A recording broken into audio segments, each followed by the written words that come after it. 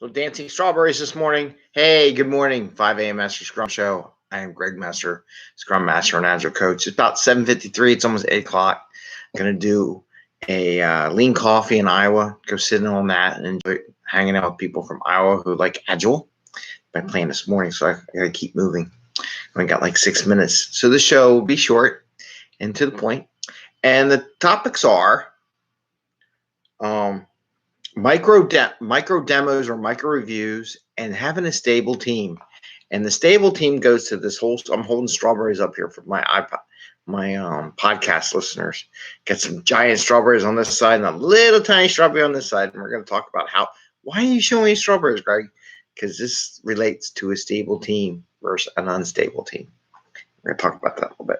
So, first off, I also want to thank, we have new visitors. I don't know if I said it earlier, in Japan. So we have some new podcast listeners in Japan. So hi, Japan. It's been a while. Welcome aboard. And so what's the micro demo? So the other day, I should talk about the show. Why do we do the show? Anyway, it's 5 a.m. Mester Scrum Show. This is our 625th episode. I am Greg Mester, Scrum Master and Agile Coach, and we talk about Scrum and Agile in a practical and tactical way. So you can bring value and bring giant strawberries versus little tiny strawberries to your customers. Do it in a way you're not working crazy hours to get there and killing yourself over it. Managing your time so that you can have fun with your family, get home to your family and friends, have fun in the office and fun at the work. So that's why we do it. We do it so you can enjoy life, right? More than just, let's put more code out there. We need more stuff. No, that's not what we do. Anyway, so micro demo or micro review. What is that? So it's funny. I had to do my own classic thing yesterday. And when you get this mindset of agility, you don't worry about doing it. So rather than talk, I was meeting with some executives. Rather than talking about what I did and where we're at and all, I said, you know what? I just finished putting this part of the mural. I was making a mural board to do an OKR workshop. If you don't know what OKRs are, they're objectives and key result workshop. So I'm building a board pre-prepped up with stickers for every one of them, from an objective, a key result, and you want to call it an initiative or whatever you do to make the key result occur. So I'm building up a board, have some slides from my deck that explains what OKR are, all on the same mural board. And I started laying out for one of the objectives that the management already did and get ready for the subsections. And I said, you know what? I said, do you want to see, can I just share where I'm at so you can take a look where I'm at and give me some feedback, a quick feedback loop.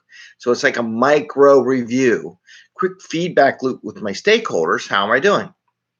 So they looked at it and they had questions. And the question was like, can you export it? And I go, well, I'm pretty sure you can export it, but I don't know how they installed it. So maybe not. So that's a good question. So before I went on and developed the whole entire board, there was another little feedback loop saying, we want to be able to take this information rather than just build it and be able to import it into like Jira or Jira Line or something they're using. I'm like, well, okay, it's a good question. I don't know the answer. So I did a quick couple of tests. I could export it. There is an add-on that the organization hasn't integrated yet to go straight into Jira, but what I did is I sent an email out to them. However, I can export it as text, put it in a spreadsheet, and then import it. So there is a workaround. It's not the best workaround, but it works fine. But when I did it, I realized I wanted to, because of the format of the export, I wanted to add some more descriptors to the story or the cards so I can find them and how they are linked to each other in output.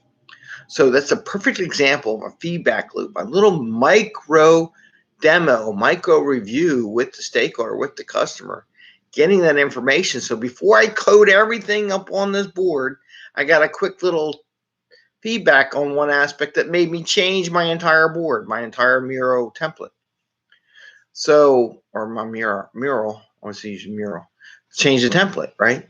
So that's a classic example. You need to get your teams into that mindset where they don't have to wait till they're done. They can take their stuff that's in dev, that they're coding, and share with other people why they're coding it. Just make sure they're on the right track. And that's a micro review. And we should be doing them all the time. People are too scared to do it, but they should be doing it all the time. And that's actually something I'm writing up, and I'm going to share with all my Scrum Masters an example where I, the Agile coach, did this micro review and got feedback loop to give them example what it is, right?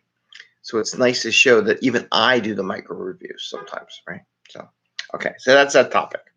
Now, the other topic I wanted to talk about stable teams because I got a meeting in like 1 minute. So my wife has been typically tearing up the strawberry plants every year and repotting them. Last year we didn't because of COVID. We just let them grow. So what's funny, this is what we usually got. A little tiny strawberry, they're really good. They're fresh in the garden. But this year, because we left the plants alone and didn't try to reorganize the plants, we got a giant strawberry. I actually got a whole bowl and I got a picture. I'm going to put it on Instagram. But we got all these big strawberries compared to what we were getting, these little guys. This is classic. This is just like in Agile and Scrum, where in the old project manager world, everybody would change out people for what the work is, put new people on and stuff like that. What you really want is leave it alone for a while and make it a stable group so they can build bigger, better products versus little tiny products that you think, oh, we delivered a little product. But you could have these giant strawberries, which are really good, by the way, if you leave it alone and let it grow for a year or two, right? And develop as a self-organizing structure. So I just thought I'd share this. It's just interesting. And I did take a picture of the big bowl of strawberries, and I actually took when they're growing. I was like, these are big plants compared to what we normally had. And they're growing. It's funny. I go to a strawberry farm, and the strawberry plants are like huge. And I'm like, how do I get? It's because they let them grow every year, so they get bigger roots. The bigger roots, the bigger the plant, and the bigger the strawberries. So this is a good year for strawberries. We're getting some good teeth. They're really so much better than the store. By the way, they're just 10 times better than the store strawberries. But so this is what you get when you let your team sit and grow with each other and learn how to work together. You get a bigger, better product. So that's what I have for today. I want to wish you a happy day. Give us a thumbs up if you like the show. Ring the little bell so you know when we go live, because like you can see today, we didn't do the 5 a.m. We did it like almost 8 o'clock, and I have to go to a meeting. So have a great day, and see you tomorrow. Enjoy. Keep listening to this podcast. Share. Because every share we get more listeners. All right, take care. Bye. And tomorrow's Fortune Cookie Friday. Don't forget Fortune Cookie Friday.